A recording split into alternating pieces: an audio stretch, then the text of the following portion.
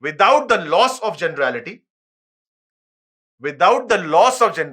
that means I'm not taking a special case to actually make my job easier. I'm taking a special case because it is a common element in any kind of circular motion. So why not take the easiest so that it's easy for us to understand? Take a UCM, uniform circular motion. In uniform circular motion, total acceleration is as good as centripetal acceleration because there is only one acceleration. And what is the definition of acceleration? dv by dt. All right. Let's see if a particle goes from point A to point B in a UCM. In UCM, does the speed change? No. So can you see? Speed is v. Speed is v. The direction is changing. Let us say a very small angular displacement d theta is covered by the particle covering UCM, and it goes from point A to point B. How will you find out the centripetal acceleration in this case? Sir, very simple. dv by dt. Okay. That means what is the critical thing you need? You need dv. dv is change in velocity for this very small displacement. Change in velocity is nothing but the second or final vector minus the initial vector velocity wise. So dv bar is nothing but vb bar minus va bar. In other words, you were here at time t and you were at b at time t plus dt. So I know the denominator is going to be dt, but the numerator is going to be change in velocity. How do you subtract two vectors? Do you remember? A plus b. What was a plus b formula, mod? Everyone. Magnitude of a plus b was a square plus b square plus 2ab cos theta. Do you remember? This is the magnitude of resultant. And do you remember the magnitude of subtraction of two vectors, a minus b? Well, that was also very simple. That was a square plus b square minus 2ab cos theta. Because subtraction is nothing but addition of the opposite. Do you recall? Does it jog your memory? Good. So, we have VB minus VA. VB minus VA will be nothing but under root VB square plus VA square minus 2VB VA cos of the angle between them.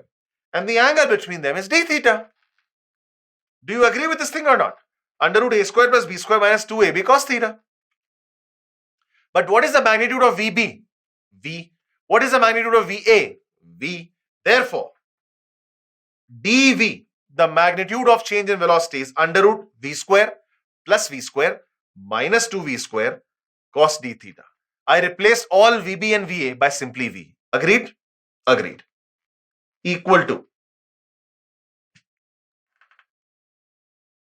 2v square common.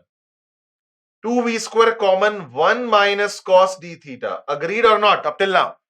Yes, sir. Definitely agreed. Good.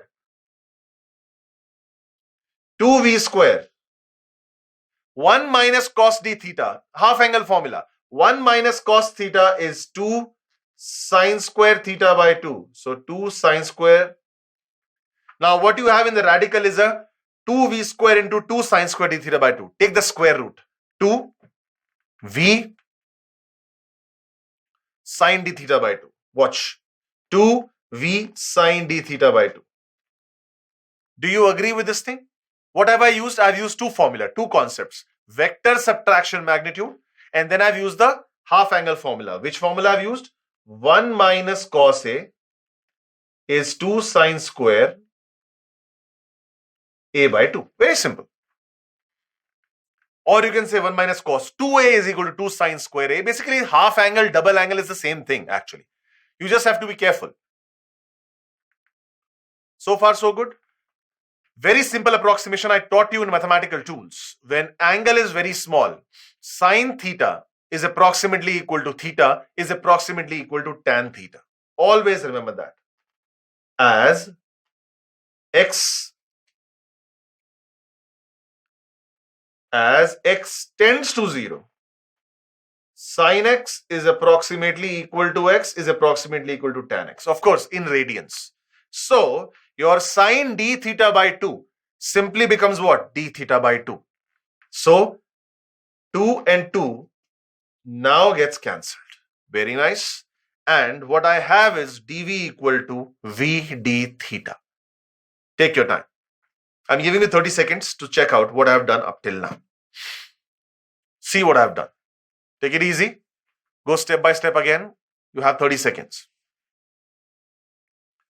First is magnitude of the subtraction. That is under root a square plus b square minus 2ab cos theta. There on your screen. Then I manipulated it. 2v square common, 1 minus cos d theta. I wrote it as 2 sin square d theta by 2. There you go. Then I took the square root. Then I did the approximation. So sine is away, d theta by 2. 2 and 2 gets cancelled, v d theta. What is the acceleration magnitude? dv by dt. Do I have dv now? Absolutely, sir. I have dv, v d theta by dt. And now, v is nice. But what is d theta by dt? Omega. Therefore, AC, the magnitude of centripetal acceleration, is v omega. For the first time, we have talked about the magnitude of centripetal acceleration. V omega. The story doesn't stop here. Let's go ahead. So far, so good. So, magnitude of centripetal acceleration came out to be v omega. Good for us. But we also know that v is equal to omega r. And if v is equal to omega r, either I can substitute v omega in two ways. Either I can substitute the value of omega as v by r, or I can substitute the value of v as omega r. I will get two more formats, and those formats are omega square r or r omega square or v square by r. This is apart from the third one.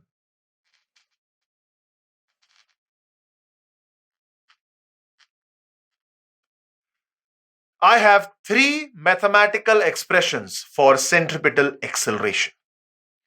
AC is omega square r, AC is v square by r, or AC is v omega.